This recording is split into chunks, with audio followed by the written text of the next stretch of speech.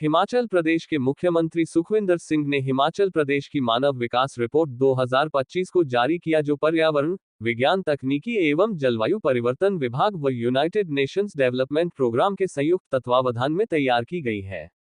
हिमाचल प्रदेश सतत विकास लक्ष्य सूचकांक पर भारत के शीर्ष 5 राज्यों में शामिल हुआ है।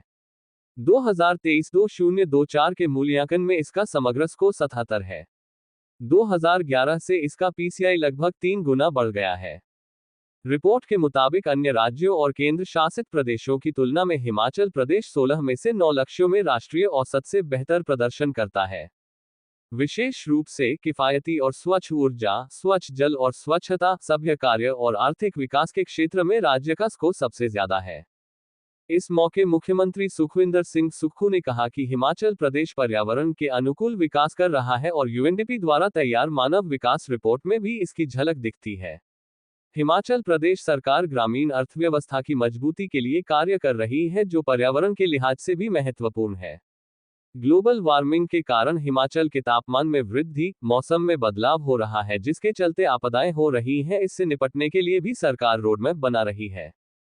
वहीं इस दौरान मुख्यमंत्री सुखविंदर सिंह सुक्खू ने कहा कि प्रधानमंत्री नरेंद्र मोदी ने हिमाचल प्रदेश में हुई आपदा के लिए 1500 करोड़ रुपए की राहत राशि देने का ऐलान किया था, जो राशि अभी तक नहीं मिली है। ऐसे में भाजपा के नेता दिल्ली जाकर हिमाचल की पैरवी करें और इस राशि को हिमाचल को दिलाने के लिए काम करे। सरकार भी उनके साथ जाने को तैयार है। पंजाब दस्तक के लिए सुरेंद्र राणा की रिपोर्ट।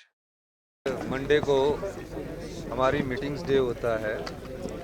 आज सबसे पहले एट्रोसिटी एक्ट से संबंधित मीटिंग थी, जो 11 साल बाद प्रदेश में हुई है। उस मीटिंग में चर्चा की गई और मुझे बड़ी खुशी है कि हिमाचल प्रदेश में बहुत कम ऐसी वारदातें हुई है जो एट्रोसिटी एक्ट से संबंधित है।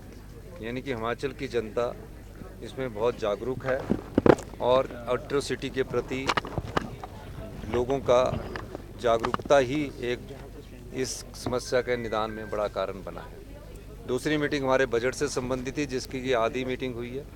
तीसरी जो मीटिंग है जिसमें आप आए, ये पर्यावरण से संबंधित है और पर्यावरण और HDR ह्यूमन डेवलपमेंट जो रिपोर्ट हमारी सबमिट की है उससे संबंधित है। प्रदेश का अगर आप लोग पहला बजट देखेंगे, पहले बजट के से अनुसार उस रिपोर्ट का असर ये हुआ कि आज हम 5 बड़ी स्टेटों में HDR की रिपोर्ट में 5 स्टेटों के अंदर शामिल हुए हैं। ये सबसे बड़ी बात है। जो हमने व्यवस्था परिवर्तन के द्वारा नीतिगत बदलाव लाया और जिसका कि लाभ हिमाचल प्रदेश की जनता को मिला है, उस लाभ के संदर्भ में UNDP के द्वारा ये रिपोर्ट प्रस्तुत की गई है। ये कोई हिमाचल प्रदेश की सरकार के द्वारा नहीं प्रस्तुत की गई। और पहली बार हमारी सरकार ने यह प्रयास किया कि एक थर्ड पार्टी की एजेंसी से इस प्रकार का सर्वेक्षण करवाया गया जाए, जिसमें हमें सफलता मिली। आज 5 स्टेट में अगर हम अच्छे हैं तो आप अंदाज़ा लगाइए, गंभीर आर्थिक स्थिति के बाद भी हम प्रदेश के लोगों की सेवा कर रहे हैं और उसमें आत्मनिर्भर बनाने की दिशा में हम आगे बढ़ रहे हैं। ये नीतिगत बदलाव ही है कि आज प्रदेश में कभी प्राकृतिक खेती को बढ़ावा देने के लिए कभी MSP की नीति सोची गई। हिमाचल प्रदेश हिंदुस्तान का पहला राज्य है जहां प्राकृतिक रूप से उगाए हुए गेहूं को, मक्की को, कच्ची हल्दी को और जौ को स्पोर्ट प्राइस दिया जा रहा है। हिमाचल प्रदेश हिंदुस्तान का पहला राज्य है जहां दूध का समर्थन मूल्य दिया जा रहा है।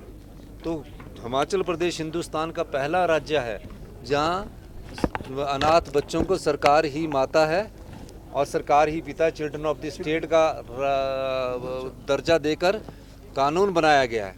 तो सारा जो HDR की रिपोर्ट्स है वो हमारे सामाजिक को, हमारी डेवलपमेंट को, हमारी पॉलिसीज़ को 2.5-3 साल से जो हमारी पॉलिसी है उसको इंगित करती है। और मैं UNDP का जो इंडिपेंडेंट है उसका भी धन्यवाद करना चाहता हूँ कि आपने जो धरातल पर जाकर जो उन्होंने प्रेजेंटेशन दी और पाया कि सच में सुधार हुआ है और जो गंभीर चुनौती का सामना आपदा में हिमाचल प्रदेश की सरकार ने किया, उसको भी पहले नीति आयोग ने भी सराहाया था, वर्ल्ड बैंक ने भी सराहाया है और आज इस रिपोर्ट के माध्यम से UNDP ने भी हमारे जो प्रयास आपदा प्रभावित परिवारों को बसाने के लिए किए गए हैं उसको इस UNDP की रिपोर्ट में भी सराहा गया।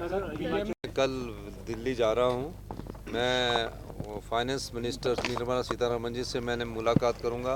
हमारे 16 फाइनेंस कमीशन से मेरे ख्याल पहले ऐसे मुख्यमंत्री होंगे जो 5वीं बार उनसे मिलने जा रहे हैं। उनसे अभी टाइम मांगा है और निश्चित तौर पर फाइनेंस मिनिस्टर के पास हम बताएंगे कि जीएसटी लगने से पहले हमको 4,500 करोड़ वैट और एक्साइज का आता था। जीएसटी लगने के बाद से हमें स्टेट को कितना नुकसान हुआ। हालांकि उन्होंने जीएसटी कंपनसेशन सेस 3200 करोड़ हर साल दिया। 2017 में 3200 करोड़ दिया, 2000 जून 22 तक 3200 करोड़ देते रह गए। लेकिन 5 साल देने के बाद उसके बाद हमारे को जीएसटी कंपनसेशन से कोई ज़्यादा लाभ नहीं हो रहा है। और कभी ज़िंदगी में हमें जीएसटी लगने से कभी लाभ भी नहीं होगा। वो इसलिए नहीं होगा कि जीएसटी जो है वो कंज्यूमर बेस्ड है, यानी कंज्यूमर हमारे पॉपुलेशन ही 75 लाख है। तो 75 लाख में जो हमारा आदमी कोई एक कुरकुरे का पैकेट खरीदता है या कोई और जो पैकेट खरीदता है जिस पर जीएसटी लगता है, कोलगेट लेता है, ब्रश लेता है, तो वो खरीदेगा तो उसमें जीएसटी तब लगता है। हम प्रोड्यूसर स्टेट फार्मास्यूटिकल में है। 35% जो फार्मास्यूटिकल की इंडस्ट्रीज़ है एशिया की हिमाचल प्रदेश में है। वहाँ से पहले जहाँ में बद्दी के एरिया से 3,500 और 4,000 करोड़ रुपया जीएसटी आता था, अब घटकर वो सिर्फ 150 करोड़ रुपया रह गया। तो उस सिलसिले में भी मैं माननीय निर्मला सीतारमण जी के पास अपनी बात रखूँगा।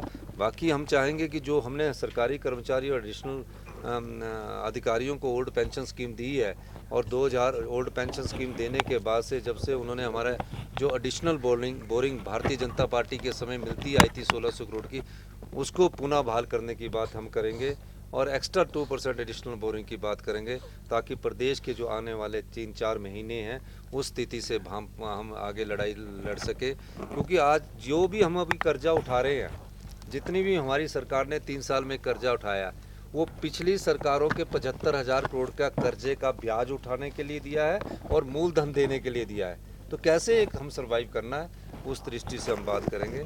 हम प्रदेश की संपदा की लड़ाई लड़ रहे हैं। अभी सफलता हमें देखते हैं मिली तो नहीं है, लेकिन हम कोशिश कर रहे हैं।